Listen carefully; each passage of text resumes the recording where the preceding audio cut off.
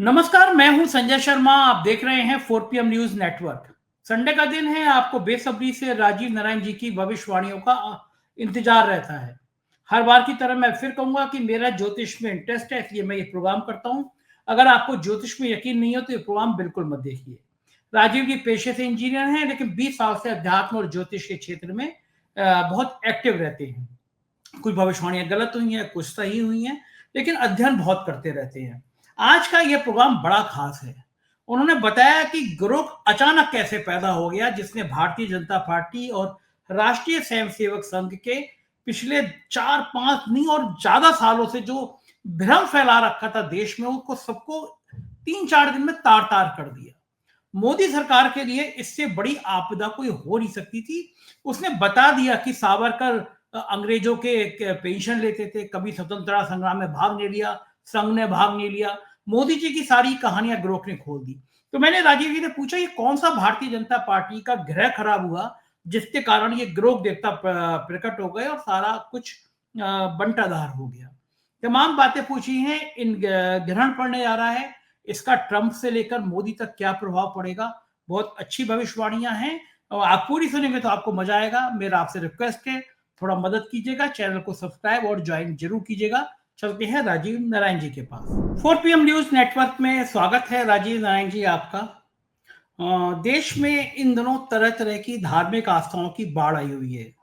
कुंभ के बाद लोग बहुत ज्यादा मनन करने लगे हैं, चिंतन करने लगे हैं और वो तरह तरह की धार्मिक परंपराओं का भी जिक्र आता है।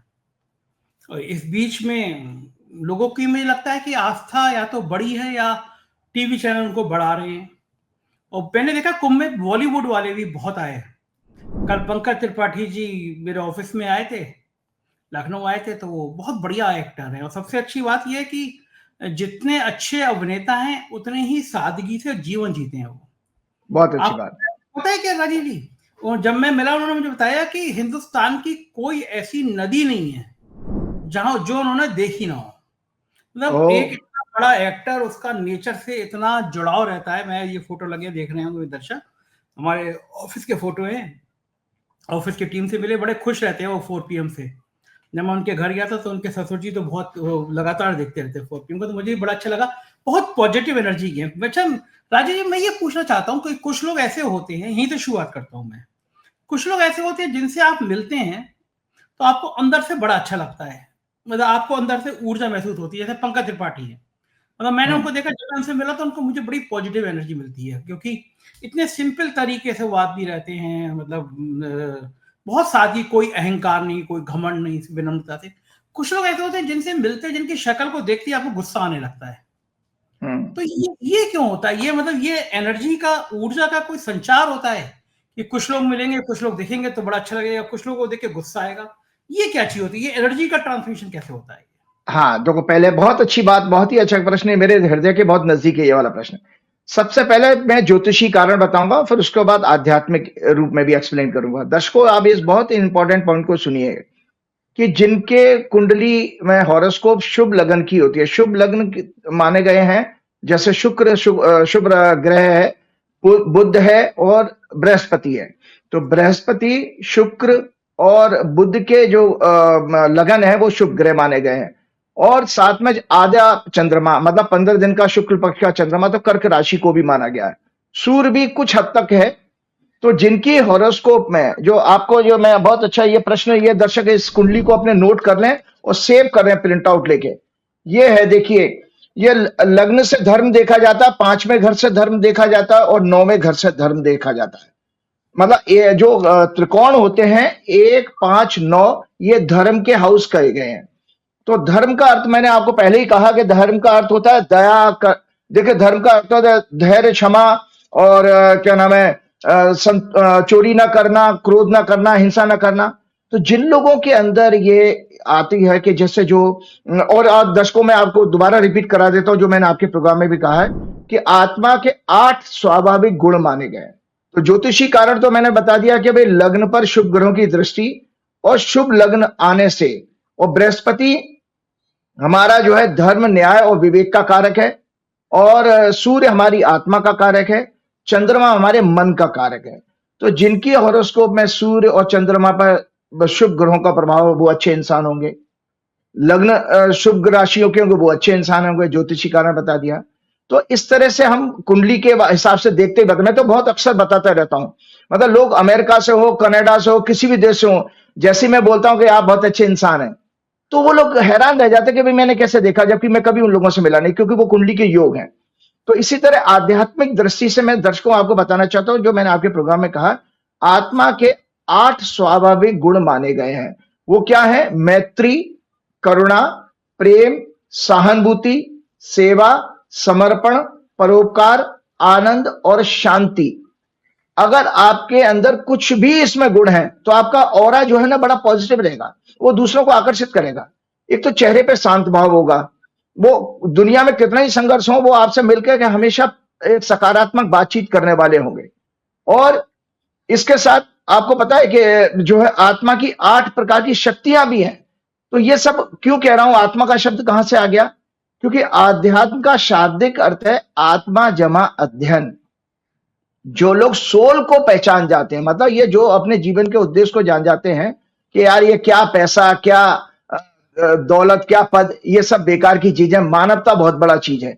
तो जो लोग मानवता के धर्म को विश्वास करते हैं, तो इसका मतलब आप कैसे देखें, उनके अंदर विनम्रता होगी, ह्यूमिलिटी, वो हम्बल होंगे, ईगोइस्ट नहीं होंगे, तो और आपको आकर्षित करेगा। तो आत्मा की 8 शक्ति मानेंगे हैं, सत्य और असत्य को परखने की शक्ति, जो कि हमारे इस समय देश में नहीं है लोगों को। आपका 90% जो है अंधभक्त जो बन चुका है, वो सत्य असत्य को जानता ही नहीं है। अंधभक्त का मतलब यह है, अंधभक्त का मतलब यह नहीं है कि कोई खराब बात है। अंधभक्त का मतलब है आपने अपना विवेक और बुद्धि को बिल्कुल खो दिया है किसी फेक नैरेटिव के जरिए, झूठ प्रचार प्रसारण के जरिए। तो पहली है सत्य और असत्य को परखने की शक्ति, जिसको विवेक कहा गया है। निर्णय करने की शक्ति, संकल्प शक्ति जिसको कहते हैं। विस्तार करने की शक्ति, ह्यूमिलिटी, विनम्रता। सहने की शक्ति, टॉलरेंस, जो समाज में इस समय खत्म हो चुका है। टॉलरेंस तो खत्म हो चुका है ना, देखिए। साधना करने की शक्ति, फेथ, वो भी आजकल डिफेक्टिव है। साधना करने की शक्ति, साधना बेची जा रही है, जबकि साधना बेसिकली हृदय से आती है, उसको फेथ कहते हैं। और ये आत्मा की प्रमुख और आंतरिक शक्तियां, ये इंटरनल शक्तियां हैं। और बाहरी शक्ति क्या है? समाने की शक्ति, दूसरों के अवगुणों को इग्नोर करके फिर भी गले लगाने की शक्ति, उसको समाने की शक्ति कहा जाता है। और समेटने की शक्ति, समेटने की शक्ति मतलब डिटैचमेंट, आत्मा कुछ भी हासिल हो जाए उससे आप वैरागी बन जाओ। और साथ में आता 8वीं शक्ति है सहयोग करने की शक्ति, जो दया, करुणा, इंपैथी होती है। जिनके अंदर इंपैथी होती है, करुणा होती है, दया होती है, वो भी देखिए पैसे से नहीं होता। ये गलत नोशन है समाज में कि पैसा दान करने से आप बहुत बड़े महान व्यक्ति बन जाए ना। वो फिर मैं आपको भागवत, श्रीमद् भागवत के पर ले जाता हूं। श्रीमद् भागवत में भगवान ने सबसे छोटे श्रेणी का जो दान बताया, संजय जी, पैसे का दान। अच्छा। वो कहते हैं ये निम्न स्तर का दान है, क्योंकि इसमें देने वाला और लेने वाला दोनों खराब हो जाते हैं। भाई देने वाले के अंदर अहंकार आ जाएगा। आप 10 बार उसका जूता मारोगे, यार मैंने उसको 2000 रुपए दिए थे, जरूरत था। अब उसको 2000 क्या दिए, आप 10 बार उसको बेइज्जती करोगे। और लेने वाला निकम्मा हो जाएगा, वो हर बार कोई ना कोई बहाना बना के आपके सामने आए। जैसा कि प्रत्यक्ष उदाहरण हम रेड लाइट पे भिखारियों को देखते हैं, वो टिंचर विंचर लगा के फिर वो आ जाए, वो कोई काम ही नहीं करेगा। तो ये इसलिए निम्न स्तर का दान। उससे उत्तम दान अनाज का दान माना गया, मतलब खाना खिला दीजिए किसी को। और उससे उत्तम दान माना गया है गौदान, क्योंकि गौदान जो है बेसिकली पहले के जमाने में गाय के वजह से पूरे परिवार की इकोनॉमी चल जाती थी। वो दूध बेच लेते थे, गोबर बेच लेते थे, और सब कुछ मूत्र बेच लेते थे दवाइयों के लिए। उससे उत्तम दान कन्यादान माना गया। स्त्री का मदद करना, कन्या का मतलब कन्या का, अपनी कन्या का दान नहीं होता। दर्शकों, मैंने पहली बात कहा कि ये विवाह के समय ये गलत प्रथा बना दी गई है कि कन्यादान करने पिता आएगा ना। वो दान की वस्तु उसकी अपनी पुत्री नहीं होती है, क्योंकि वो तो उसकी पुत्री है, वो तो उसके कर्तव्य के पालन में आती है। भाई आपने अपनी बेटी को बड़ा किया, पढ़ा लिखा किया, वो पिता है उसका, आप शादी करेंगे, ये कर्तव्य है, ड्यूटी में आता है। और ड्यूटी कभी दान नहीं होता। दान हमेशा जो आपसे जुड़ा हुआ ना हो उसके लिए माना गया। मतलब समाज में किसी और कन्या के लिए अगर आपने मदद की, वो कन्यादान की श्रेणी में आएगा। तो कन्यादान माना गया कन्या को पैदा होने से लेकर उसके स्वास्थ्य, शिक्षा और शादी करने तक जो मदद करते वो कन्यादान। और आपको पता है सर्वोत्तम दान भगवान कृष्ण ने श्रीमद् भागवत में कहा है, ज्ञान का दान माना गया है। ज्ञान, नॉलेज। अच्छा। क्योंकि इस नॉलेज से जो है जीवन पर्यंत उसका जीवन बदल जाता है।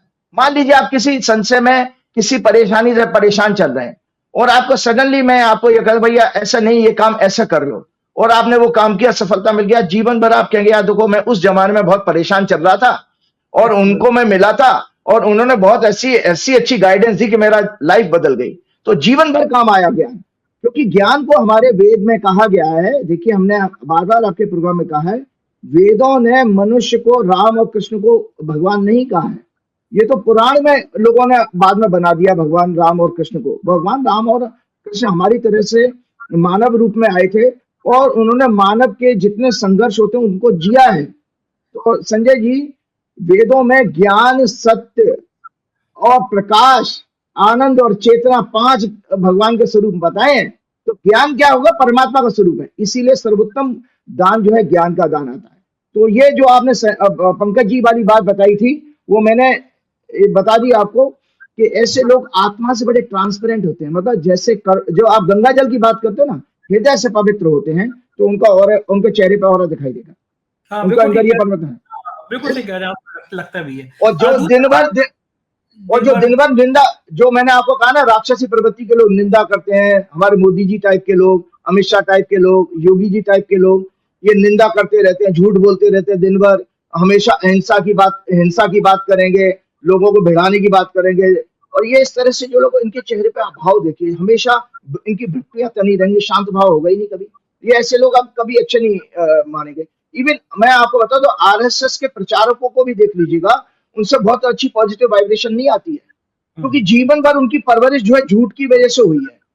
मतलब उनको भैया, उनके बच्चा जैसे जब कोई आरएसएस ज्वाइन करता है, उसमें जो जब आदमी प्रचारक बनता है या उनके स्वयं सेवक होते हैं, उनको शुरू से झूठ बताया जाता है कि मुसलमानों के ऊपर तुम्हारे साथ ये दुराचार किया, तुम्हारा इतिहास ये खराब था, वो खराब था, नेहरू खराब, गांधी खराब, सब मौलाना आजाद खराब, अंबेडकर खराब, पटेल खराब। तो उनके दिमाग में जहर भर दिया गया।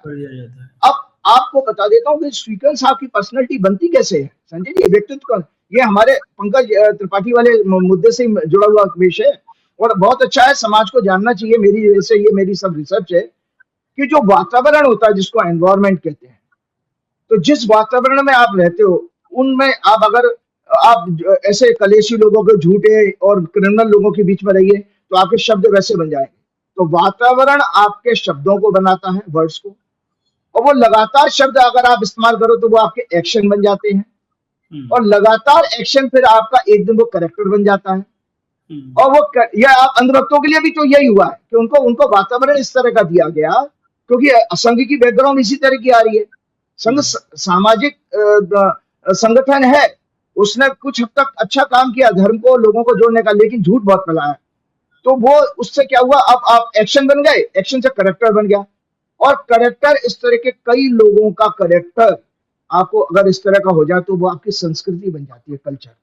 तो सीखा आपने कि वातावरण से शब्द बने, शब्द से बना आपका एक्शन, एक्शन से बना आपका करेक्टर, और करेक्टर ज्यादा मेजोरिटी लोगों का हो, तो जो कि इस समय देश में 2014 से हो गया, वही फेक न्यूज का, वही हिंसा का, जो आप नागपुर के रूप में या संबल के रूप में या जो चारों तरफ देख रहे हो, ये बेसिकली वो ही है जो बोया गया था 2014 से या उससे पहले से बोया गया है। तो ये अब इन लोगों को जब आप घर में बिठाओगे ना, तो आपको लगेगा यार ये लोग जाने क्या लूट लेंगे या जाने क्या आपको डिस्टर्ब कर जाएंगे। ये कभी अच्छे वाइब्रेशंस नहीं आती हैं। तो वो पंकज त्रिपाठी जी निश्चित रूप से अच्छे इंसान, उनकी कुंडली बहुत अच्छी, ग्रहों का योग होगा। और धर्म का मतलब यही है, देखो पूजा पाठ और तिलक लगाने से, योगी आदित्यनाथ की तरह गेरुआ कपड़ा पहनने से कहीं शास्त्रों में नहीं लिखा कि आपको ईश्वर मिल जाएगा या आपके अंदर आध्यात्मिक शक्ति आ जाएगी। वो व्यक्ति हमेशा गेरुआ कपड़े में भी हिंसा की ही बात करता है, तो वो तो राक्षसी प्रवृत्ति कहिए। इसके बाद दूसरा सवाल मेरा ये है कि जैसे आपने कहा कि झूठ, फरेब, एक ट्विटर पे, एक्स पे ग्रोक एआई सॉफ्टवेयर आया और उसने तहलका मचा दिया। तो भारतीय जनता पार्टी और राष्ट्रीय स्वयं सेवक संघ को तो शायद इतना, जो सालों से वो झूठ फैला रहे थे, उन सारे झूठ का पर्दाफाश 3-4 दिन में हो गया। सारे सवाल जो वो लोग फैलाते थे, ग्रोक ने उसका विस्तार से जवाब दे दिया। मैं ये जानना चाहता हूं कि भारतीय जनता पार्टी की राशि में क्या कोई ग्रह ऐसा था जिसमें लिखा था कि एक दिन सालों से जो आपने झूठ फैलाया है, वो झूठ एक एआई सॉफ्टवेयर सिर्फ एक हफ्ते में एकदम तहस नहस कर देगा। ये कैसे आया? एक सॉफ्टवेयर, एक आर्टिफिशियल सॉफ्टवेयर आया और उसने पूरे झूठ का पर्दाफाश कर दिया। ये क्या कोई इस समय में कुछ सितारे ऐसे थे? हालांकि आपने पिछली बार बताया था मुझे कि ग्रहण पड़ रहा है, तो उसके तो वो क्या क्या चीज थी? एग्जैक्ट भाजपा का पलटावार हो गया। एग्जैक्टली, बहुत अच्छी बात। देखो दर्शकों, आज ज्योतिष को इसी को रिसर्च कहा जाता है कि ये किताबी जो 10 किताबें खरीद के आप जोशी बनने की कोशिश करो तो उसमें कहीं नहीं लिखा होगा, कहीं नहीं। ये चिंतन से आएगा, मतलब चिंतन मतलब रिसर्च। तो आपको पहले तो भाजपा की हॉरोस्कोप में जाना पड़ेगा। ये है भाजपा की हॉरोस्कोप जो 6 अप्रैल 1980 को बनी थी। और मजे की बात आपको बता देता हूँ कि जब मैंने भाजपा के उन फाउंडर मेंबर से मिला, जो 4-5 लोगों ने जब भाजपा बनाई थी, तो मैंने उनसे कहा कि भाई आपने ये वो ज्योतिष के अच्छे जानकार भी हैं, बहुत बुजुर्ग हैं, 90 साल के आसपास पहुंचने वाले हैं। तो मैंने उनसे कहा कि मैंने आपने ये कैसे भाजपा का स्थापना इस समय गलत समय पे कर दी, कुंडली तो बहुत खराब है। तो बोले हम क्या करें, वो नानाजी देशमुख वगैरह जो है कुछ जल्दबाजी कर रहे थे। दरअसल क्या था, जनसंघ थी, दर्शकों आपकी जानकारी के लिए बता देता हूँ। जैसे ग्रोक जो है सारे फैक्ट्स अरेंज करता है अपने अपने चैनल से, मेरे पास भी इसी तरह ग्रोक की तरह से कुछ डेटा इकट्ठा करने का, न्यू इंफॉर्मेशन इकट्ठा करने का रहा कि उठना बैठना रहा मेरा। 1977 में जब जनता पार्टी बनी, उससे पहले जनसंघ हुआ करता था, तो एक सीमित लेवल पे काम कर रहा था, उत्तर भारत में ही उसका प्रभाव तो और ज्यादा नहीं था। आरएसएस की आइडियोलॉजी थी। उसके बाद वो अपने आप को जनसंघ ने मर्ज कर दिया जनता पार्टी में, जनता पार्टी बन गई। अब इसके बाद उन्होंने बताया, मुझे उन्हीं सज्जन ने बताया कि हमको एक जरूरत महसूस हुई कि हमको अपनी एक अलग राजनीतिक पहचान बनानी चाहिए, या तो हम सामूहिक जुड़ गए। तो उन्होंने 1980 में, ये 6 अप्रैल 1980 को ये पार्टी गठित की, जिसका कि मिथुन लगन है। और मिथुन लगन में तीसरे घर में देखिए सारे, तीसरा घर होता है हमारा सूचना देने का। मैं दर्शकों को जल्दी से बता देता हूँ, बहुत इंपॉर्टेंट हाउस होता है तीसरा घर, क्योंकि ग्रोथ, जीवन में आपके जो ग्रोथ होती है ना, आप राइज होना देखना चाहते हो, कोई बढ़ना चाहता है, तो 4 ग्रह माने गए, उसको हाउस ऑफ ग्रोथ कहते हैं। तीसरा, 6वां, 10वां और 11वां। तीसरा घर प्रयास करने का, एफर्ट्स करने का, सूचना का भी वही है, कम्युनिकेशन का भी वही है। और 6वां घर संघर्ष करने का, कंपटीशन, संघर्ष करना, फाइट करना, है ना, किसी में वो ऊर्जा देता है। और 10वां घर और 11वां घर जो होता है कुंडली में, जो मैंने कुंडली दिखाई, किसी की भी कुंडली हो, वो वर्टिकल राइज का है। मतलब जो आपने प्रयास किए, संघर्ष किया, उसके बाद आपने मजे से फल उसके आप काटिए, उनको एंजॉय किए फ्रूट्स को। तो तीसरा घर जो माना गया है वो मेंटल पुरुषार्थ का, कठिन परिश्रम का, मन का भ्रम भी है, सामर्थ्य कितनी है किसी के अंदर, वो तीसरे घर से देखी जाती है, पराक्रम देखा जाता है। और mental instability, ability, fitness, valour, courage, once near and dear friends, hobby, physical growth, development, performing religious duty, great undertaking में, और maid servant, strength and communication skill, communication और ये लगा धैर्य। और तो अब इसमें क्या है कि भाजपा की इस हॉरोस्कोप में देखिए, इतना खराब हॉरोस्कोप है। ये मैंने आपके हर प्रोग्राम में कहा है कि भाजपा जो है बेसिकली फेक न्यूज और propaganda, wrong propaganda, false propaganda फैलाकर नैरेटिव बनाने वाली इनकी जन्मजात कुंडली है। अब हुआ क्या था कि जैसे ही 2014 में मोदी जी आए, सत्ता मिली, उस समय चंद्रमा की दशा शुरू हुई। चंद्रमा इनका नीच का है, तो ये चंद्रमा इनके 6वें घर में बैठा है, वो ग्रोथ के हाउस में। ग्रोथ तो हुई इस पार्टी की, लेकिन नाना प्रकार के मैनिपुलेशन करके, वो फैक्ट्स को हाइड करके। क्यों कहा? क्योंकि बुध इनकी कुंडली में, जो दर्शकों बता देता हूँ, कपट योग भी है। कपटी होता है ना हमारे यहाँ, जो जिसके बाहर कुछ देखेगा अंदर कुछ देखेगा, भाजपा का चरित्र इसी तरह का है। तो कपट योग बनता है। बुध अगर आपकी कुंडली में, बुध हमारा बुद्धि का कारक माना गया ज्योतिष में, बुध अगर आपका राहु केतु से पीड़ित हो तो कपट योग बनता है। इनका कुंडली का बुध जो मैंने कुंडली दिखाई है, वक्री मंगल से, वक्री शनि से, राहु केतु से ये पीड़ित है। और इनकी कुंडली में धर्म का भी विपरीत भाव दिखाई देता है। धर्म शुद्ध धर्म होता है, बृहस्पति से देखा जाता है, सनातन धर्म।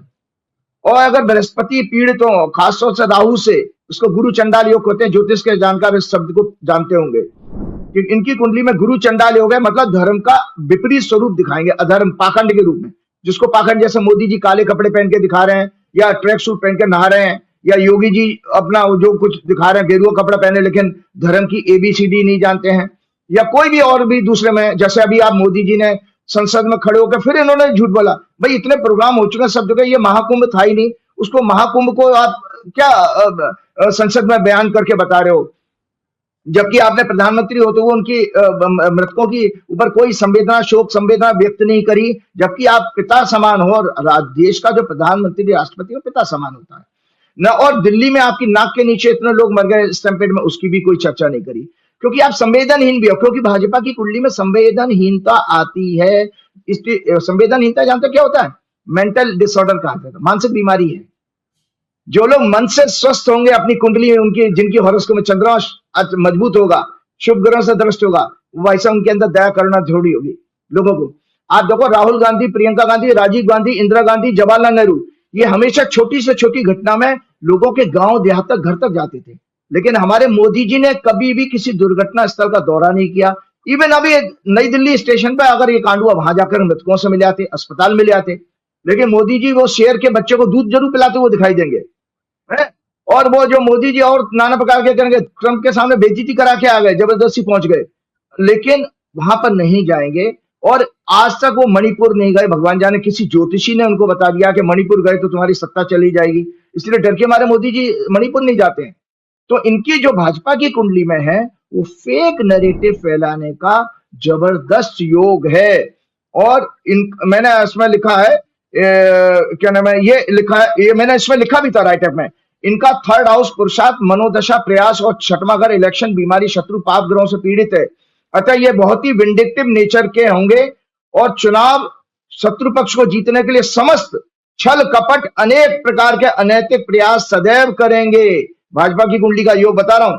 इनके शासन में भ्रष्टाचार, ड्रग्स का कारोबार और काला धन सदैव बढ़ेगा। ये देश समाज को कभी भी एक संगठित परिवार, देश भावना के साथ नहीं रख पाएंगे। देव गुरु राहु से पीड़ित है, तो गुरु चंडाल योग के कारण देश को धर्म के पाखंड के द्वारा सदैव भ्रमित करेंगे। ये भ्रमित कर रहे हैं कि महाकुंभ था 144 साल पहले, कोई उस समय कुंभित हुआ ही नहीं था, तो भ्रम पैदा कर दिया ना। तो और उसके बाद क्या कर रहे हैं साहब, वहां पे भी नहीं रुके, वो मॉरिशस गए, उसमें लोटा गंगा जल लेके चले गए उसमें लोटे में। और वो अमेरिका की वो आई तुलसी गवार, उनको भी वो लोटे में गंगा जल दे दिया। अरे भगवान जाने मोदी जी, कहीं उन्होंने, वो लोग साइंटिफिक लोग हैं, कहीं उन्होंने अगर उसका पानी चेक करा लिया तो बड़ी थुतू हो जाएगी। वो गंगा का पानी पहले से दूषित था, तो इसलिए लेकिन उनको अपनी नैरेटिव बनानी है, फोटो खिंचवानी है और मीडिया में बता। तो ये जो कुछ लोग तो कह रहे हैं सोशल मीडिया पे कि मोदी जी कम स्मार्ट नहीं है, गंगा जल की जगह बिस्लरी का पानी मिला दिया होगा, पानी साफ हो जाएगा। लेकिन वो बिस्लरी का ठीक है बिल्कुल। मैं आपको बता देता हूं, देखिए 5 प्रकार के विकार कहे गए हैं। और ये आपको, अब ये हुआ क्या है, ये ग्रोक नाम की चीज कैसे आई? देखिए ऐसा है, हमारे शास्त्रों में कहा गया है संजय जी कि परमात्मा के यहाँ देर है अंधेर नहीं। ये साथ में क्या है, ऊपर वाला देख रहा है। ये इस तरह से बड़े बुजुर्ग लोगों को समझाते थे, सो दैट आप गलत काम मत करो। तो इसी तरह से ग्रोक नाम की जो AI चैटबॉट आया, उसने जो किया, उसका प्रभाव कैसे बना? देखिए 3 चीजों से बना। इस मार्च के महीने में जो ग्रह के योग बन रहे थे, पहला चंद्र ग्रहण जो कि 14 मार्च को हुआ था, और 14 मार्च के बाद ही ये घटना आई है शायद। और दूसरा 29 मार्च को आने वाले समय पर एक ग्रहण और आ रहा है, और नया संवत्सर शुरू हुआ, वो भी बहुत अच्छा नहीं है। तो ये जो चंद्र ग्रहण पड़ा था, ये चंद्र ग्रहण ये आपके भारत की कुंडली में ही पड़ा है। ये भारत की वृषभ लग्न की कुंडली में पड़ा है। और आपको जो बीजेपी की कुंडली दिखा रहा हूं मैं, बीजेपी की हॉरोस्कोप जो मैंने आपको दिखाई थी, बीजेपी की हॉरोस्कोप में ये 6वें भाव में आ गया। तो सॉरी, बीजेपी के 4थे और 10वें भाव में पड़ा। आपका 10वां भाव जो होता है संजय जी, वो बेसिकली आपके पब्लिक डोमेन में किसी समाचार इंफॉर्मेशन के आने का होता है। ये देखिए बीजेपी की कुंडली में ये जो ग्रहण अभी पड़ रहे हैं, दोनों के दोनों 4-10 एक्सेस में कन्या और मीन की राशि में पड़ रहे हैं। तो 8वां घर जो होता है किसी चीज को छिपाने का, पब्लिक डोमेन में कोई चीज आएगी तो 10वां घर जरूर जागृत होगा। तो मीन राशि में जैसे ही ये ग्रहण पड़े, मीन और कन्या की एक्सेस में, एक इनका एक्सपोज पूरा निकल के आ गया, और ऐसा एक्सपोज आया जिसमें मैं आगे डिटेल में विस्तार से बोलना चाहूंगा कि जहां पर जो कुछ इन्होंने कमाया था, जो सैकड़ों हजारों करोड़ रुपए खर्च करके मोदी जी की ब्रांडिंग की गई थी, और विपक्ष के नेताओं को, राहुल गांधी से लेकर विपक्ष के बाकी नेताओं को बेईमान, भ्रष्ट और सब बना के ईडी सीबीआई के छापे डाल डाल करके जो नैरेटिव खराब की गई थी, एक झटके में आपके नीचे आ गई। इसी को परमात्मा का दंड कहा जाता है। जैसे आप सांप सीढ़ी के खेल में आप देखते हैं ना, बहुत स्मार्ट होकर के आप खेलते रहते हैं, लेकिन ऊपर टॉप में जैसे सांप ने काटा, खड़ाक से फिर जीरो हो जाते हो, तो वो चीज हो गई। तो मैं आपको जल्दी से बताता हूं। और दूसरा बात यह है कि ये जो हुआ इस वजह से हुआ, जो मैंने आपको सूर्य ग्रहण और चंद्र ग्रहण के बताया, मैंने बकायदा मैंने एक राइटअप बनाया है कि मैंने इसमें लिखा था। देखिए, ये चंद्र ग्रहण का राइटअप आपके पास में भेजा था, दोबारा इसको दिखाइएगा। इसमें मैंने लिखा था कि भारत में स्टॉक मार्केट न्यू टैक्सेस के कारण सत्ता जनता में कॉन्फ्लिक्ट होगा, ये कानून कोर्ट में चैलेंज होगा। New IT laws, media control का भी, सोशल मीडिया और मेन मीडिया, इनके द्वारा विरोध होगा। सुप्रीम कोर्ट होलिस्टिक अप्रोच के कारण इन्हें बदलने का ऑर्डर करेगी। पड़ोसी देशों से संबंध खराब होंगे। Oil, gas and energy sector, automobile, chemical, ये सब बातें मैं पहले वाले प्रोग्राम में बता चुका हूं। और अमेरिका के लिए भी मैंने इसमें कुछ भविष्यवाणी की थी कि उनके जुडिशरी और एग्जीक्यूटिव में कॉन्फ्लिक्ट बढ़ेंगे, जो ट्रंप वहां के सुप्रीम कोर्ट के चीफ जस्टिस से भिड़ रहा है, वो आने वाले समय अब बताता हूं। तो सबसे पहले दर्शकों, मैं आपको बताना चाहता हूं कि जो एलन मस्क के इस चैटबॉट ने कहा, छोटी सी दर्शकों की जानकारी के, हर प्रोग्राम में आपने बहुत सारे लोगों ने प्रोग्राम किए हैं। चैटबॉट है क्या? An AI chatbot is a computer program that uses artificial intelligence to assume human-like conversation with users. It's designed to understand and respond to users' input such as text or voice message. So एक तरह की programming है जो आपके text message को, voice को लेकर के उसके बेस पे एक इंफॉर्मेशन गैदर करके, जिसके इसके इंफॉर्मेशन के जो भी सोर्सेज हैं, खासतौर से मशीन लर्निंग है। Chatbox learn from user interaction and improve their responses over time, ये मशीन लर्निंग कहलाती है। दूसरा एक टेक्नोलॉजी है चैटबॉट की, deep learning. Chatbots uses neural networks to analyse and understand user inputs. जो हमारा ब्रेन का जैसे काम करता है, जैसे सोचता है, वो भी हमारी आपकी इस तरह की प्रोग्रामिंग आती है। तीसरा है डायलॉग मैनेजमेंट, कि हम किस तरह के लहजे में हम बात करते हैं, उसको भी ये मैनेज करना की एक टेक्नोलॉजी है। तो आपने देखा होगा इस ग्रॉक, बाकी बहुत सारे मार्केट में आपके चैटबॉट हैं, लेकिन इस चैटबॉट ने क्यों तहलका बनाया कि इसका डायलॉग मैनेजमेंट बहुत अच्छा है। ये आप ही की भाषा में वो बात करने लगा। आप गरे आ रहे हो तो वो भी गरे आ रहा है, वो पूरी यूपी की भाषा में कह रहा है। अब मान लीजिए जैसे मोदी जी कुछ भी बोले तो ये चैटबॉट कह सकता है, यार झूठ बोलता है, यार ये हमेशा झूठ बोलता है, तो ये कह सकता है क्योंकि उसकी प्रोग्रामिंग इस तरह की हुई है। और वास्तव में आप ये सोचिए कि आने वाले समय में ईश्वर ने आपके, देखिए मैंने आपको बार बार कहा कि सत्य जो है परमात्मा का स्वरूप है। जितना आप सत्य का पालन करते हैं संजय जी, उतना आपका बीपी शुगर कंट्रोल रहेगा, आपको बीमारियां नहीं होगी, चेहरे पे शांत भाव बना रहेगा। पैसा हो या ना हो कोई फर्क नहीं पड़ता, लेकिन आपकी टोटल हेल्थ, मानसिक स्वास्थ्य, शारीरिक हेल्थ तब अच्छी रहती है जब आप सत्य का ज्यादा से ज्यादा पालन करें। लेकिन देश में क्या हो गया, जो मैंने अक्सर प्रोग्राम में कहा कि फेक नैरेटिव के जरिए, प्रोपेगेंडा के जरिए आपने शासन करने की कोशिश की और किया है, शासन किया है इसी तरह से, सारे लोगों को बता। तो मैं आपको बताना चाहता हूं कि मैंने 2 साल से लगभग प्रत्येक प्रोग्राम में कहा था कि बीजेपी की कुंडली में फेक न्यूज, प्रोपेगेंडा का योग है। ये जितने भी प्रचार के अनैतिक, अधर्मी कार्य, जैसे हिंसा, निंदा, फीमेल एक्सप्लॉयटेशन, संविधान का अपमान, देश की साख कमजोर करना, लोगों पर सत्ता के द्वारा अत्याचार, चुनावी हेराफेरी करके चुनाव जीतना, काला धन, भ्रष्टाचार, विदेशों में मनी लॉन्ड्रिंग के द्वारा स्टॉक मार्केट में पैसे का यूज, कम्युनल राइट्स कराना, भेदभाव, घृणा के द्वारा समाज को बांटना, इनकी कुंडली में ये सब योग है। इनके हॉरोस्कोप में कपट योग है, जो कि लग्नेश और बुद्धि के कारक मरकरी, जो कि हेवीली एफ्लिक्टेड है, वक्री शनि, वक्री मंगल से भी। इनकी कुंडली में गुरु चंडाल योग भी है, क्योंकि देव गुरु बृहस्पति वक्री हैं, राहु से पीड़ित हैं। गुरु वक्री मंगल के कारण इनकी कुंडली में धार्मिक उन्माद का भी योग है, तभी ये धर्म के ऊपर दंगे करा देते हैं, जो अभी हुआ भी है। और धर्म के पाखंड को तोड़ मरोड़ कर ये लोग किसी भी हद तक गिर सकते हैं। इनकी कुंडली में घोर पापों के प्रचार प्रसारण का योग है। वेदों के अनुसार, वेद क्या कहते हैं, वेदों के अनुसार फेक न्यूज, प्रोपेगेंडा यानी असत्य को महापाप माना गया है। वेद कहते हैं कि सार्वजनिक जीवन में सभी झगड़ों संघर्षों का मूल कारण असत्य और भ्रामक प्रचार होता है। सभी झगड़ों का भाई। तो BJP, RSS, IT cell and गोदी मीडिया एक तरह की ये डोमेस्टिक आतंकवादी गैंग है जो फेक न्यूज नैरेटिव के प्रोपेगेंडा से देश में सरकार के एवरी इवेंट, एवरी फ्रंट, कौन से, economy, law and order, foreign policy, unemployment, poverty, corruption के फेलियर्स को छिपाने के लिए नैरेटिव करते हैं। ये फेक न्यूज का उनको छिपाना है, देश की जनता को का अटेंशन डाइवर्ट करके, सोसाइटी को डिवाइड करके समाज में अनरेस्ट फैलाने का काम 2014 से लगातार कर रहे हैं। मैंने अपने कई प्रोग्राम में बताया कि बीजेपी के हॉरोस्कोप में 10वें भाव यानी सत्ता के भाव में सूर्य, जो कि मृत्यु भाग की डिग्री में टॉप लीडरशिप और गवर्नेंस और पॉलिसीज को रिप्रेजेंट करता है, मृत्यु भाग की डिग्री में होने के कारण इसका अर्थ यह है कि ये कभी भी इस देश को सकारात्मक दिशा में नहीं ले जा सकते, कभी सकारात्मक दिशा में कभी गवर्नेंस नहीं कर सकते, और इनकी पॉलिसियां भी हमेशा इस तरह से फेलियर होती रहेंगी।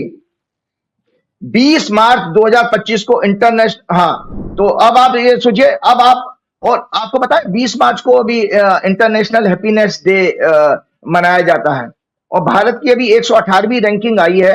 126 थी पिछले वर्ष, लेकिन 118 है। लेकिन इनसे भारत जानते कि इनसे नीचे है नेपाल, पाकिस्तान और फिलिस्तीन से नीचे है, इन देशों से नीचे हैप्पीनेस उसमें।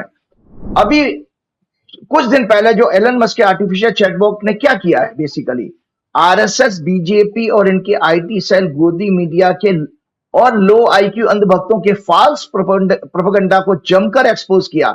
पूरी दुनिया में इनकी इमेज को ध्वस्त कर दिया उसने। मोदी जी और उनकी फॉरेन पीआर एजेंसी, जिन्होंने हजारों करोड़ रुपए खर्च करके उनका जो नेशनल और इंटरनेशनल ब्रांडिंग की थी, वो 2-3 दिन में ही चूर चूर हो गई, बिखर गई है। हमारे शास्त्रों के वचन हमने पहले ही कह दिया कि ऊपर वाले क्या देर है अंधेर नहीं। तो संजय जी, मैं इसलिए कह रहा हूं, ये बात मैंने इतनी एलोबरेट होकर क्यों बताई भाई, थोड़ा सा मुझे भी क्रेडिट दे दो कि मैं आपके ग्रॉक चैट बॉक्स से मैं थोड़ा सा आगे हूं, क्योंकि ये बातें मैं बीजेपी की हॉरोस्कोप में 2 साल से बता रहा हूं भाई।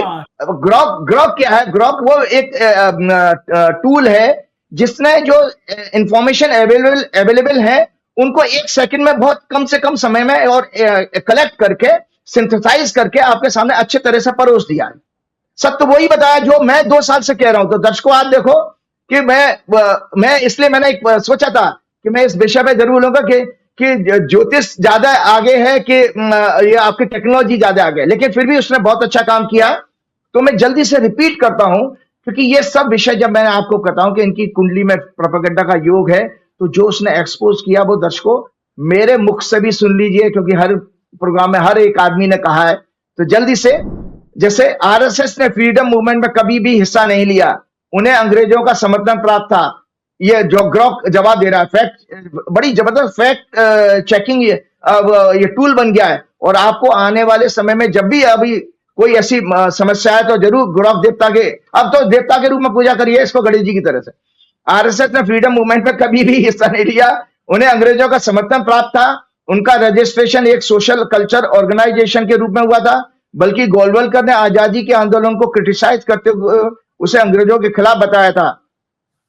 और इन्होंने बंच ऑफ थॉट्स में भी आपका ये विचार आपको मिल जाएगा। आरएसएस और मुस्लिम में जब उससे पूछा गया आरएसएस और मुस्लिम में ज्यादा देशभक्त कौन है, तो उसने उसका जवाब दिया क्या है, मुस्लिम्स ज्यादा बड़े देशभक्त हैं आरएसएस से, क्योंकि इनके कई लोगों ने शहादत दी है, मतलब बलिदान दिया है स्वतंत्रता संग्राम के आंदोलन में। जबकि आरएसएस का वो कह रहा है कि इनका पार्टिसिपेशन था ही नहीं। हेगड़ेबाज जरूर कांग्रेसी थे, और हेगड़ेबाज ने जब 1925 में बनाया, किसी दिन मैं आरएसएस की कुंडली में आपको बता देता हूं, आरएसएस की हॉरोस्कोप मैंने निकाल के रखी थी कि मैं इस पर जरूर चर्चा करूंगा अगले प्रोग्राम में। तो ये जो है हेगड़ेबाज जी जरूर कुछ समय के लिए आंदोलन के वजह से जेल वेल में गए हैं। और उससे जब पूछा गया राहुल गांधी और मोदी में सबसे ज्यादा बड़ा देशभक्त, ईमानदार और ज्यादा पढ़ा लिखा कौन है, उन तीनों फ्रंट पे ग्रॉक देवता ने बताया कि राहुल गांधी, नरेंद्र मोदी, शाह, आदित्यनाथ, इन तीनों फ्रंट पर राहुल गांधी इनसे आगे हैं। और इस ग्रोक देवता ने बताया नरेंद्र मोदी, शाह, आदित्यनाथ, गिरिराज सिंह, अनुराग ठाकुर, प्रज्ञा ठाकुर को सबसे बड़ा हेट स्पीच देने वाला बताया इस ग्रोक देवता ने। गोदी मीडिया को एक्सपोज करते हुए आज तक, एबीपी न्यूज, रिपब्लिक वगैरह जैसे कई चैनलों को और उनके नामी ग्रामी एंकरों को उसने एक्सपोज कर दिया कि ये सरकार के एजेंडा को चलाते हैं। फिर इसके बाद उन्होंने कहा ये सरकार के साथ सांठगांठ करके फॉल्स प्रोपेगेंडा के जरिए देश और जनता को भ्रमित करते हैं, अपने उसका जो आपका पत्रकारिता का जो धर्म होता है उसका पालन नहीं करते। भाई पत्रकारिता का धर्म क्या है? नारद जी से आप सीखिए। नारद जी हमेशा जगत कल्याण, मानव कल्याण के लिए काम करते थे कि देवताओं की बातें वो राक्षसों तक को बता देते थे, राक्षसों की देवताओं को बताते थे, ब्रह्मा जी से शिकायत कर देते थे, विष्णु जी के पास जाते थे, शिव जी के पास चले जाते थे। तो नारद जी से आपको, आपके देवता पत्रकारों के नारद जी हैं। और साथ में उसने ये भी कहा कि फेक डिग्री केस में मोदी जी को क्या सजा हो सकती है, ये भी उसने बता दिया कि मोदी जी को फेक डिग्री के मामले क्या सजा हो सकती है। विनायक सावरकर को अंग्रेजों से सबसे ज्यादा माफी मांगने वाला बताया। साथ ही उनको 60 रुपए प्रतिमाह अंग्रेजों से पेंशन मिलती थी, ये भी बता दिया। जबकि ये भी सत्य बताया कि गांधी जी और नेहरू जी ने कभी अंग्रेजों से माफी नहीं मांगी, ना उनको कोई पेंशन मिलती थी। सावरकर ने बाद में अंग्रेजों से समझौता कर लिया था। और आपको बता दूं, स्वर्गीय अरुण शौरी जी बहुत बड़े एक पत्रकार, फिर नेता भी हुए और वाजपेयी जी के यहाँ मंत्री थे, केंद्रीय मंत्री थे। उन्होंने एक अपनी किताब में लिखा था सावरकर के बारे में, कई जानकारी देते हुए कहा कि संघ के प्रमुख गोलवलकर सावरकर से चिढ़ते थे।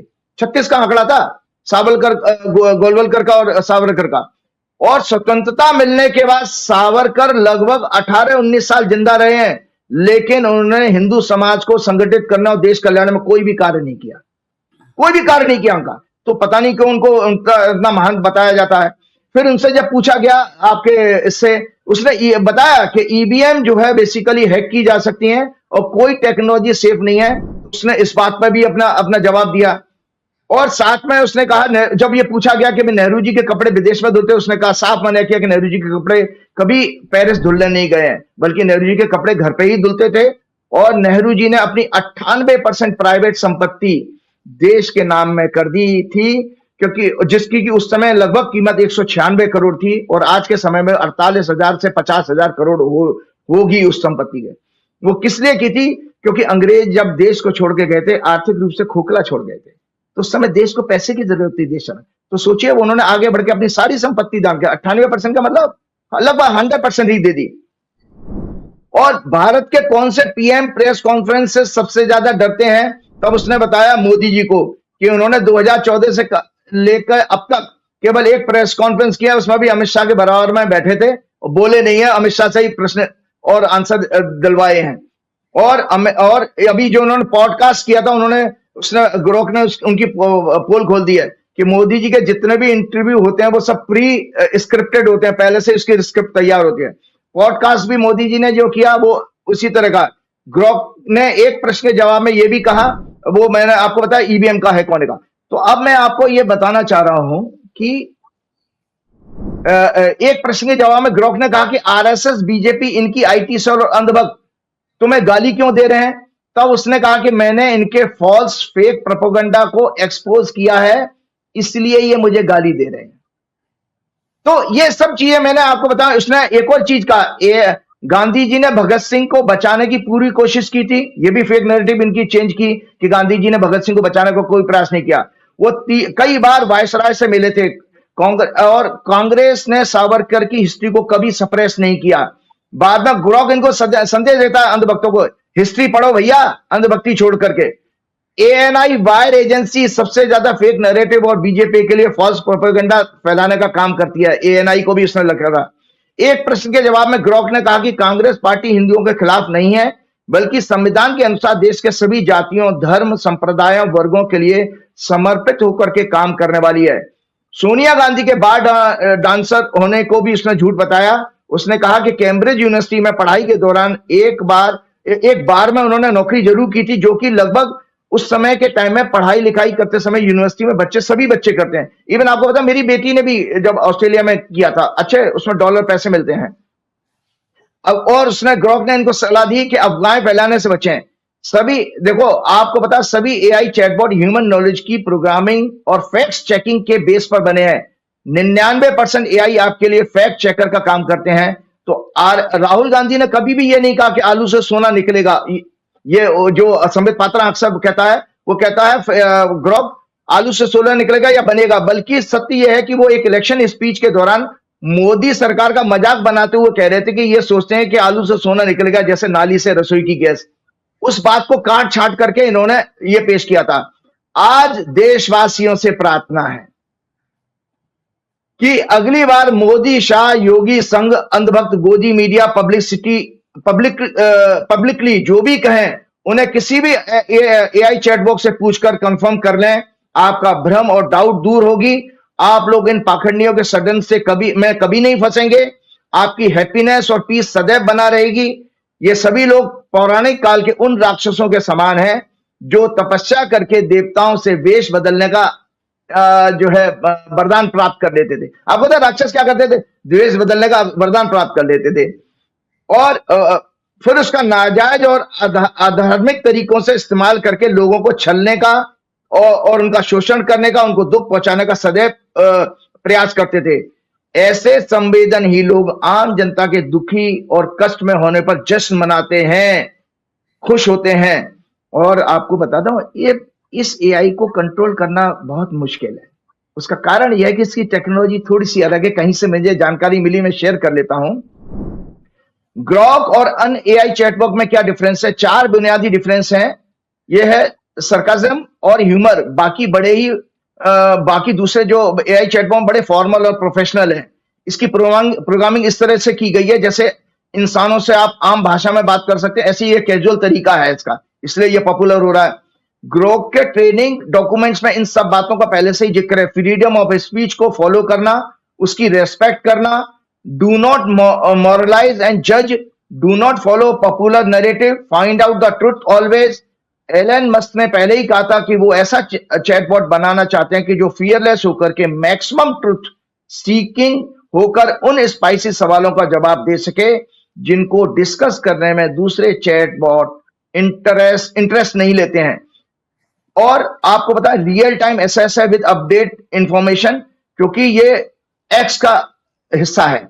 एक्स पे उसको सारा डेटा एकदम इंस्टेंट मिल जाता है। और ये सेंसरशिप का भी ये ट्विटर को गाली देने वाले लोगों को उन्हीं की भाषा में गाली दे करके सेंसरशिप का भी काम कर सकता है। तो ये मैंने सब इसलिए बताई कि आज आपने जो भी ग्रॉक ने आपके लिए काम किया, कम से कम मुझे तसल्ली है संजय जी कि मैं जो 2 साल से कह रहा था, अब तो आपको कम से कम विश्वास हो जाना चाहिए कि उसी पैटर्न पे ये बात यकीन हो रहा है। चलिए वो आखिरी सवाल लेते हैं, क्योंकि अब सूर्य ग्रहण होने वाला है। सूर्य ग्रहण होने वाला है ना? जी, सूर्य ग्रहण का लोग बड़े कंफ्यूज होते हैं कि हमारी राशि पे क्या आएगा, हमारी राशि पे क्या आएगा। अखबारों में, टीवी चैनल में अलग अलग तरह के पंडित जी, नौटंकी टाइप के पंडित जी बैठ जाते हैं कि मेष पे ये, कन्या पे ये, कुंभ पे ये।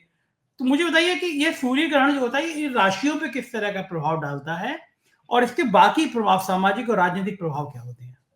देखिए दर्शकों, ये है इस सूर्य ग्रहण की कुंडली। जो सूर्य ग्रहण उस समय आपका होगा 29 मार्च को। हालांकि ये भारतवर्ष में नहीं दिखाई देगा, नॉर्थ अमेरिका में, कनाडा में और आपके यूरोप में, रशिया में, इन देशों में दिखाई देगा। लेकिन खगोलीय घटना तो 29 मार्च 2025 को 2:21 पे स्थानीय समय, दिल्ली का बता रहा हूं, अमेरिका का समय थोड़ा अलग होगा, तो ये सूर्य ग्रहण पड़ेगा। कर्क लगन उस समय उदय हो रहा है ब्रह्मांड में। केतु तीसरे घर में है, 8वें घर में शनि है और 9वें घर में सूर्य, चंद्र, बुध, वक्री, शुक्र और राहु हैं और 11वें भाव में आपके बृहस्पति है और 12वें भाव में मंगल है। इस सूर्य ग्रहण का प्रभाव, पहली बात तो मैं आपको दर्शकों को टेक्निकल चीजें हर हमेशा बताई है मैंने, कि साइंस भी मुझे बतानी है, क्योंकि मेरे से लोग एक्सपेक्ट करते हैं, मेरा साइंस का बैकग्राउंड है। सूर्य ग्रहण की कंडीशन हमेशा ये होगी, सूर्य ग्रहण अमावस्या को ही होगा। तो सूर्य ग्रहण क्या है कि हमने जैसे पिछले प्रोग्राम में आपको सूर्य के नजदीक कुछ ग्रह बताए थे, सूर्य से कुछ दूर आउटर सर्किल में ग्रह होते वो भी बताए थे। तो जब अमावस्या को सूर्य, चंद्र और पृथ्वी एक स्ट्रेट लाइन में आ जाते हैं, उस समय चंद्रमा सूर्य और पृथ्वी के बीच में बादल की तरह आकर सूर्य के आने वाले प्रकाश को पृथ्वी पर रोकता है। चंद्रमा क्या है ना, एक बादल की तरह आ जाता है, तो हल्का सा पार्शली अंधेरा दिखाई देगा या हिस्सा कुछ ढका हुआ दिखाई। पूर्ण अगर ग्रहण, ये आंशिक ग्रहण है दर्शकों, आपकी जानकारी है, तो वो और आपको पता है पक्षियों को, जानवरों को ये जब पूर्ण सूर्यग्रहण हुआ था ना, जो कच्छ वाला 2001 में, उस समय इतना अंधेरा छा गया था कि पक्षी जो है अपने घर जाने लगे उड़ के। उनको लगा कि उनको आभास होने लगा कि शायद शाम हो गई है। वो तो शाम होते अंधेरा होने पे चले जाते ना, और जानवर रोने लगे, ये सब क्योंकि उनको अनयूजुअल लगता है कि ये कैसे हो गया। उनको बेचारों को ये ज्ञान तो है नहीं कि ये खगोलीय घटना है। तो उसका संकेत भी शास्त्रों में लिखा है, जो मैंने आपको मंडेन एस्ट्रोलॉजी की हमेशा किताब दिखाई है, इनमें पूरा चैप्टर है ग्रहण के ऊपर। तो अब आपने समझ लिया कि पृथ्वी के ऊपर आने वाला सूर्य का प्रकाश बाधित हो रहा है चंद्रमा के कारण, तो ये सूर्य ग्रहण हो गया। और आप इसका आध्यात्मिक महत्व क्या है? प्राचीन समय में जब वेस्टर्न वर्ल्ड के लोग ग्रहण को भगवान का प्रकोप मानकर घबरा जाते थे, उस समय भारतीय ज्योतिषियों ने इसे ईश्वरीय संकेत मानकर, महाशुभ पर्व मानकर जप तप आदि अनुष्ठान करने का ज्ञान दिया था। देखिए, ऐसा नहीं है, जो मैंने पिछले प्रोग्राम में भी आपके कहा, उसको जल्दी से रिपीट नहीं करूंगा कि सूर्य दरअसल क्या है? सूर्य ग्रहण, सूर्य हमारे यहाँ हमारे नर्वस सिस्टम, हड्डियों को, bone marrow cells, vitamin D, courage, fighting power, confidence, राजा, गवर्नेंस, मतलब किंग जो होता है, रूलर होगा, उसके ऊपर, और किसका प्रभाव किनको देखना चाहिए, मैं आपके जो प्रश्न का जवाब दे रहा हूं। और जिनकी सिंह लगन की कुंडली है उनके ऊपर, या जिनकी कुंडली में सूर्य अगर पीड़ित है तो उनके ऊपर प्रभाव होगा, और जिनकी सूर्य की दशा चल रही है उनके ऊपर। सिंह लगन की कुंडली, सूर्य उसका स्वामी होता है। तो ये जो है कंप्लीट हेल्थ को गवर्न करता है सूर्य। और सूर्य और चंद्रमा ग्रहण के समय जब इन ऊर्जाओं में व्यवधान आता, तब ये हमें धीरे धीरे प्रभावित करती हैं। इसका स्लो इफेक्ट महसूस होता है। सूर्य बुद्धि आत्मा का कारक है, चंद्रमा मन, पृथ्वी संसार और माया है। मतलब आपको आध्यात्मिक दृष्टि से बता दूं, सूर्य आत्मा है, बुद्धि है, चंद्रमा मन है, और पृथ्वी क्या है? संसार और माया, हम सब। सूर्य ग्रहण बौद्धिक और आत्मिक बल को प्रभावित करता है, कि इसीलिए यही कारण है हमारे आचार्यों ने मन बुद्धि के विक्षिप्त हो जाने पर उनको स्थिर करने के लिए भक्ति, जप और सेवा दान की बात कही है। ये आयुर्वेद के अनुसार हमें भोजन सदैव स्वच्छ वायुमंडल में शांत मन के साथ करना चाहिए, क्योंकि डाइजेस्टिव फायर का सीधा संबंध हमारे माइंड से है। उत्तेजना, भय, संशय, डर की अवस्था में बॉडी की पीएच एसिडिक हो जाती है, जिसके कारण कई प्रकार के रोग उत्पन्न होने की पॉसिबिलिटी बन जाती है। इरेगुलर डाइजेशन भी वेट लॉस, वेट गेन का कारण बनता है। कॉन्स्टिपेशन, स्लीप डिसऑर्डर जैसी बीमारियों को जन्म देता है। ये मैं पिछले प्रोग्राम में बता चुका हूं, लेकिन मुझे आज ये बताना दोबारा इसलिए जरूरी था क्योंकि आपके अंदर ये भय दूर हो। और साथ में जो आपका प्रश्न है, दर्शकों में बता देता हूं कि 12 राशियां हैं। ब्रह्मा, अगर हम पूरे वर्ल्ड की आबादी 800 करोड़ लें, 800 को 12 से भाग दीजिए तो लगभग 58-59 करोड़ राशि एक आदमी की, 58-59 करोड़ लोगों की एक राशि बनेगी। क्या सबके लिए प्रभावित होगा? नहीं। सो ये गलत भ्रामक प्रचार है। सूर्य ग्रहण व्यक्तिगत रूप से प्रभाव नहीं डालता, सामूहिक रूप से प्रभाव डालता है। मान लीजिए मोदी जी के ऊपर प्रभाव डाला, तो मोदी जी के वजह से जो मोदी जी गलत नीतियां लेंगे, गलत निर्णय लेंगे, उससे हमारे ऊपर सामूहिक प्रभाव पड़ेगा। अब आपको उदाहरण के तौर पर एक कुंडली दिखाने जा रहा हूं, जो मैंने आपके लिए तैयार रखी थी कि भाई सूर्य ग्रहण इनके लिए बहुत इफेक्टिव रहेगा। वो डोनाल्ड ट्रंप की हॉरोस्कोप है, क्योंकि डोनाल्ड ट्रंप का जो है हॉरोस्कोप सिंह लग्न की कुंडली है। डोनाल्ड ट्रंप की हॉरोस्कोप आप देखिएगा, सिंह लगन की कुंडली है। ये डोनाल्ड ट्रंप की हॉरोस्कोप है। इनके सिंह लगन की कुंडली है, तो सूर्य ग्रहण इनके लिए प्रभावित होगा। और आपकी यूएसए की जो कुंडली है, ये भी सिंह लगन की कुंडली है। तो अब आपको समझ में आ गया कि जिनकी 5 नंबर की कुंडली है, 5 नंबर सिंह राशि होती है, उनके लिए प्रभावित होगा, उनको ज्यादा प्रभाव पड़ेगा। और डोनाल्ड ट्रंप की कुंडली में देखिए, सूर्य पीड़ित भी है राहु केतु के साथ में। ये दर्शक देख ले, राहु केतु के साथ। तो डोनाल्ड ट्रंप जो है बेसिकली जो निर्णय अभी आने वाले समय में लेने जा रहे हैं, वो पूरी दुनिया को तबाह करेंगे। और आपको ये बता देता हूं कि जो मैंने जल्दी से बताया कि इस सोलर इक्लिप्स का यूएसए के चार्ट में कैरियर 12वें घर, मीन राशि 8वें घर, उनका सेकंड हाउस हैवीली एफ्लिक्टेड है। यूएस की इकोनॉमी के लिए ग्रहण अशुभ है।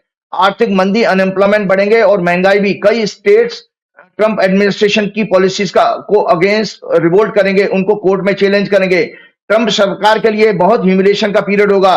अकॉर्डिंग टू इंग्लिश डिक्शनरी, और आपको पता मैंने हमेशा एक ह्यूमिलेशन की बात की है, अंग्रेजी डिक्शनरी के अनुसार ह्यूमिलेशन का मीनिंग बता देता हूं।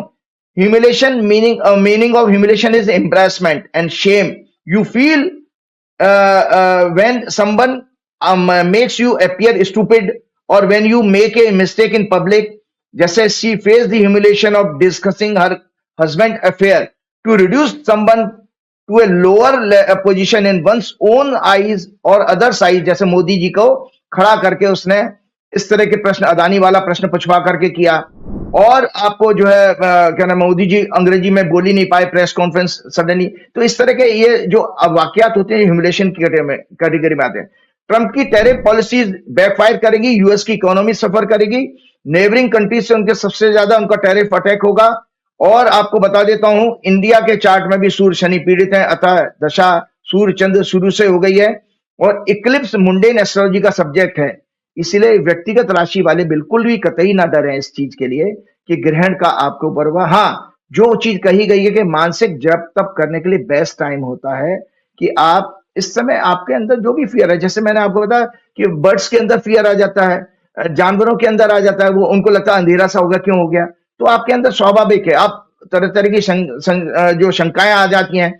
और या यूट्यूब के चैनल्स पर आप जिस तरह के ज्योतिषी आते हैं जिन्होंने कभी रिसर्च नहीं करी और आकर के कुछ भी बोल रहे हैं, उनकी बातों पे बिल्कुल ध्यान मत दीजिए। ये सब किताबी ज्ञान वाले लोग हैं जिनका की रिसर्च जीरो है और कभी इनका कोई प्रभाव नहीं पड़ता। हमेशा सूर्य ग्रहण, चंद्र ग्रहण और इनका प्रभाव सामयिक रूप से देखा जाता है।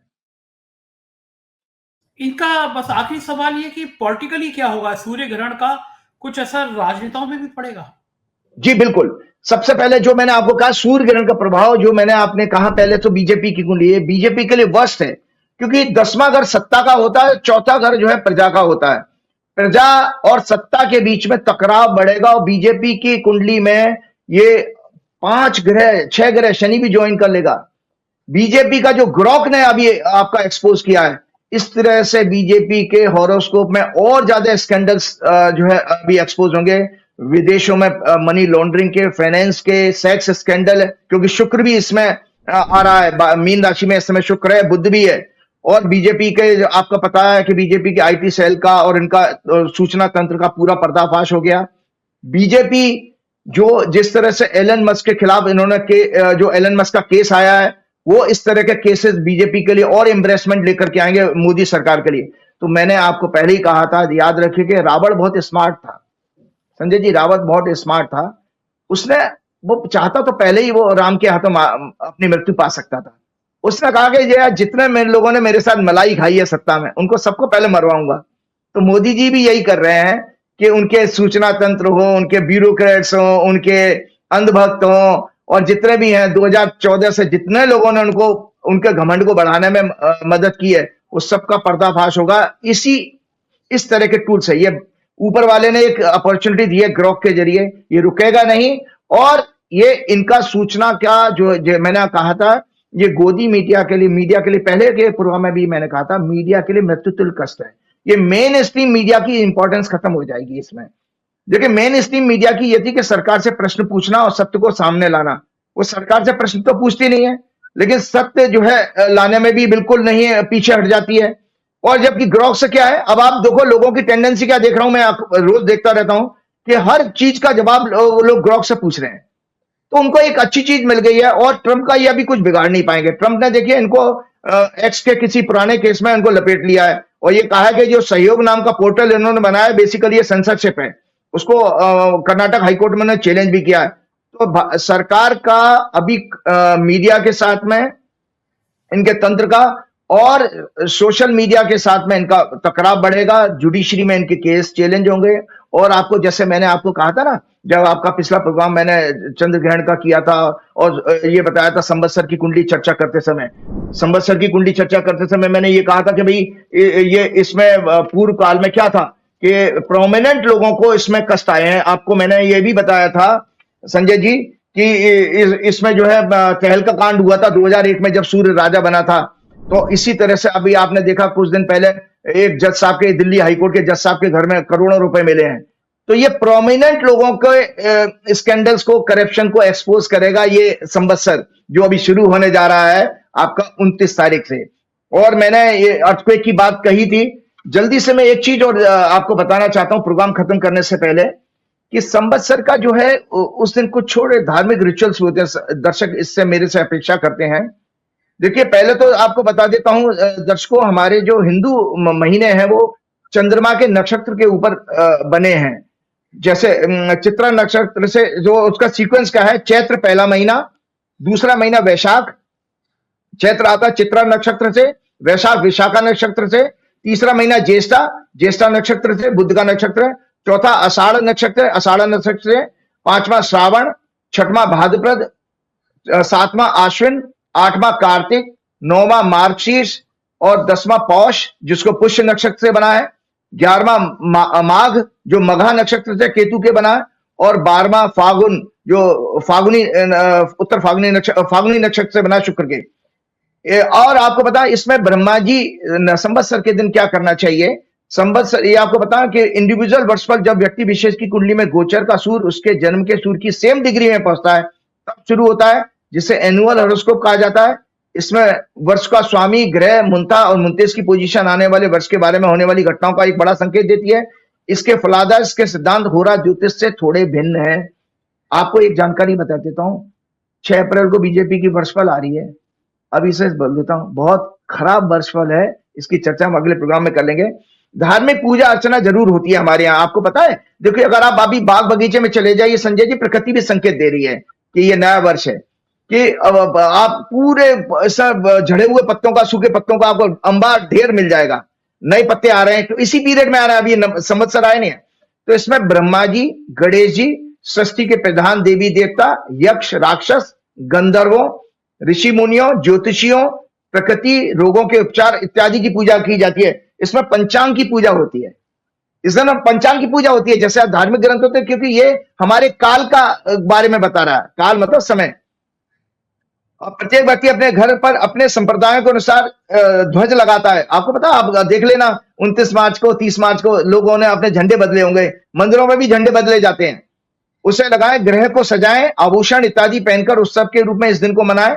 यथासंभव ज्ञानियों, आचार्यों, ज्योतिषियों को दान दें। इस समय ज्ञानियों का सम्मान होता है, ज्योतिषियों का सम्मान होता है। एस्ट्रोलॉजर का ज्योतिष के अनुसार संवत के 5 भेद माने गए हैं। सौर मतलब सोलर मंथ, सावन, चांद्र, बृहस्पति और नक्षत्र। धर्म, कर्म और लोकाचार में चंद्र संवत्सर की ही प्रधानता है। ब्रह्मा जी ने ऐसी मान्यता, ब्रह्मा जी ने इसी दिन सृष्टि में लोकों का सृजन किया था। ये लोक नाना प्रकार के जो लोक हैं, इसी दिन भगवान विष्णु का मत्स्यावतार हुआ था। सम्राट विक्रमादित्य ने 2000 वर्ष से पूर्व इसे पुनः आरंभ किया था, इसलिए इसे विक्रमी संवत्सर कहते हैं। इसका देश दुनिया आदि के बारे में भविष्यवाणी, लोक व्यवहार के उत्सव, धार्मिक जो है अनुष्ठानों के समय ज्ञान आदि के लिए किया जाता है। इस दिन संवत्सर का पूजन, नवरात्र, घट स्थापना, ध्वज आरोहण, वर्ष के फलादेश का पाठ, पंचांग और अन्य ज्योतिष के ग्रंथों, वेदों, पुराणों, न्याय शास्त्र आदि धर्म ग्रंथों का पूजन भी होता है। नित्य कर्म करने के बाद हाथ में गंध, पुष्प, अक्षत और जल इत्यादि को लेकर ब्रह्मा जी से संवत्सर देवता नाम पूजनम करिष्ये बोलकर परिवार के सदस्यों के साथ आयु, आरोग्य, ऐश्वर्य आदि सकल उत्तरोत्तर फल वृद्धि के लिए पूजन करें। चैत्र नवरात्र में शक्ति की उपासना के साथ शक्तिधर प्रभु राम की भी उपासना की जाती है। आपको पता पंचांग का महत्व क्या है? पंचांग जो बनता, तिथि, वार, नक्षत्र, योग, कर्ण, 5 अंग से पंचांग शब्द आया। और आपको बताएं एक इसमें शक संवत्सर भी एक है, जो हमारे सरकार जो मानती है शक संवत्सर है। यह संवत्सर शालिवाहन नामक राजा ने चलाया था। एक मान्यता के अनुसार कार्तिक प्रथम को इस संवत का प्रवर्तक माना जाता है। इससे अब राष्ट्रीय संवत की भी मान्यता प्राप्त है। यह प्रतिवर्ष 22 मार्च को मनाया जाता है, प्रतिवर्ष 22 मार्च को। अगर शक संवत में अगर विक्रमी संवत में अगर 135 घटा दीजिए तो शक संवत बनेगा। जो बंगाल में नया साल मनाया जाता है, बंगला संवत बनता है, 515 मिला दीजिए तो शक संवत आएगा। ईसवी सन में जैसे हमारी इस समय 2025 है, 57 जोड़ दीजिएगा तो विक्रमी संवत आ जाएगा। जैसे अभी 2082 संवत है ना, तो 2025 में आप 57 जोड़ दीजिएगा तो विक्रमी संवत बनेगा। ईसवी सन में 583 घटा दीजिए तो हिजरी संवत आएगा, मुसलमानों का संवत। 583 माइनस कर दीजिए, ये लोग दर्शक नोट करेंगे इसलिए मैंने बताया। शक संवत -500 हिजरी संवत माना गया है। हिजरी संवत, इसकी उत्पत्ति अरब देशों में हुई। हिजरी का अर्थ है संकट में देश का त्याग। पैगंबर मोहम्मद 15 जुलाई 622 ईस्वी को अपना वतन मक्का छोड़कर मदीना चले गए थे, इसीलिए इसे हिजरी संवत कहा जाता है। इसके अलावा हमारी 6 ऋतुएं हैं। वसंत ऋतु फरवरी से मार्च, ग्रीष्म अप्रैल से मई, वर्षा जून से जुलाई, शरद अगस्त से सितंबर, शिशिर अक्टूबर से नवंबर और हेमंत दिसंबर से जनवरी के बीच में आती है। इसको हेमंत ऋतु कहते हैं। इसके बाद चलते थे, बोलने के लिए तो बहुत कुछ था, मैं बता देता हूं। हमारी पॉडकास्ट उन्होंने की थी मोदी जी ने, तो कभी एक संकेत लगता है, हमारे डोनाल्ड ट्रंप भी इसी तरह की एक मैग्लोमीनिया बीमारी में शेयर कर लेता हूं दर्शकों आपके साथ में। एक छोटी सी मोरल स्टोरी के साथ आपके साथ आपका प्रोग्राम खत्म करना चाहूंगा। बहुत मन था मेरा आज, बहुत दिन से मन में आ रहा था। दरअसल ये कहानी एक गधे और उल्लू की है, किसी कोई अदरवाइज ना ले, किसी के लिए नहीं है। ये डोनाल्ड ट्रंप, एलन मस्क जो जैसे देश चला रहे हैं। हाँ, एक दर्शकों भविष्यवाणी करने जा रहा हूं कि जो जो 2 ग्रहण पड़ रहे हैं, सूर्य ग्रहण पड़ रहा है, खराब होगा डोनाल्ड ट्रंप के लिए। तो डोनाल्ड ट्रंप की जो सीज फायर की जो योजना है वो बैकफायर करेगी। वो सीज फायर यूक्रेन और ऐसे ग्रहों का योग बनना है कि यूक्रेन रशिया में सीज फायर सफल नहीं हो पाएगा। और इजराइल और हमास का भी आपने देखा, वो लगातार बंबार्डमेंट कर, वो फेल होगा, क्योंकि जो भी ट्रंप पॉलिसी लेंगे वो खराब होंगी, क्योंकि उनकी कुंडली में अच्छे योग नहीं है। एक बार एक गधा अकेला जंगल में घूम रहा था। दर्शकों, एक मोरल स्टोरी है। उसे अपने डेस्टिनेशन का पता नहीं था, उस तक कैसे पहुंचा जाए इसका ज्ञान भी नहीं था। जब बहुत अंधेरा हो गया जंगल में, जंगली जानवरों की आवाजें आना शुरू गई, गधे को अपने आगे का रास्ता भी नहीं दिखाई दे रहा था। गधा डरने लगा। कभी पेड़ पर बैठे एक उल्लू ने उसे आवाज दी कि हे मित्र, क्या मैं तुम्हारी कोई मदद कर सकता हूं? तो जनता तो भोली भाली होती है, और आपको पता है गधा बहुत भोला होता है और हार्डवर्क करने वाला होता है, बस उसका विवेक नहीं होता उसके पास में, बस और इतना ही है। तो वो गधा डरने लगा। तभी पेड़ पर बैठे एक उल्लू ने उसे आवाज दी कि मित्र, तुम इस अंधेरे में कुछ नहीं देख सकते, लेकिन मैं सब कुछ देख सकता हूं। जैसे वो पॉडकास्ट में भी कई बार मैं बहुत आया है, मैं सब कुछ देख सकता हूं। क्या मैं तुम्हारा गाइड बन सकता हूं? गधे को इससे ज्यादा और क्या चाहिए था। वो खुशी के मारा जोर जोर से हंसा और उल्लू को अपनी पीठ पर बैठने के लिए उसने इनवाइट कर लिया। जैसे ट्रंप ने भी इस समय, जानते हो, अभी एक दिन पहले अखबार में पढ़ा था, वो ओबामा से उसको बड़ी खुंदक है। वो कह रहा था इसको क्या वोट मिले थे, इसको पॉपुलर वोट नहीं मिले, इसको 7 स्विंग स्टेट का समर्थन नहीं मिला, मेरी इतनी सीटें आई। और ओबामा क्या है, वो जज ने उसके कहना डिपोर्टेशन वाले मैटर को जो स्टे कर दिया, उससे वो चिढ़ गया है। सुप्रीम कोर्ट में, मैंने ये अपने प्रोग्राम में भी कहा था, आपके इक्लिप्स वाले चंद्रग्रहण के प्रोग्राम में, कि जुडिशरी के साथ इसके कॉन्फ्लिक्ट बढ़ेंगे आने वाले समय में। तो गधे, अब उसमें मैं सबको देख सकता हूं, क्या मैं तुम्हारा गाइड बन सकता हूं? गधे को इससे ज्यादा क्या चाहिए था। वो खुशी के मारे जोर जोर से हंसा, उल्लू को अपनी पीठ पर बैठने के लिए इनवाइट किया। इसके बाद दोनों जंगल से चल पड़े। उल्लू निर्देश देता रहा, गधा चलने लगता था। सारी रात ये बढ़िया चलता रहा अरेंजमेंट। दिन निकल आया, रोशनी हुई, वो दोनों जंगली जानवरों से बचकर बाहर आ गए। परंतु अब एक समस्या हो गई, उल्लू को दिखना बंद हो गया। गधा देख सकता था, लेकिन परंतु उल्लू जो एक गाइड था, उसको स्वाद आ गया सत्ता का स्वाद आ गया, इसलिए वो बैठा रहा। अब वो छोड़ने के लिए तैयार नहीं, अब वो उसे छोड़ने को तैयार नहीं था। अब उल्लू दिन में देख नहीं सकता, लेकिन फिर भी दिशा निर्देश देता रहा। गधा ये सोच ही नहीं पाया कि जो अरेंजमेंट रात में ठीक था, लेकिन दिन में वो फेल हो रहा है। यानी उसके पास ये विजडम, विवेक था ही नहीं। उस गधे को ये पता ही नहीं था कि भगवान ने उसे 2 आंखें दी हैं और वो स्वयं दिन में देख सकता है। उसे उल्लू की जरूरत ही नहीं है इस समय। और वो उल्लू को दिशा निर्देश, फिर भी उल्लू का दिशा निर्देश लेता रहा। वो खुद का दिमाग लगा ही नहीं पाया, ये समझ ही नहीं पाया कि उल्लू अंधा होकर बिना नॉलेज के रास्ता बता रहा है। एक पॉइंट पर उल्लू ने उससे कहा कि भैया लेफ्ट चलो, और फिर तुरंत कह दिया राइट चलो।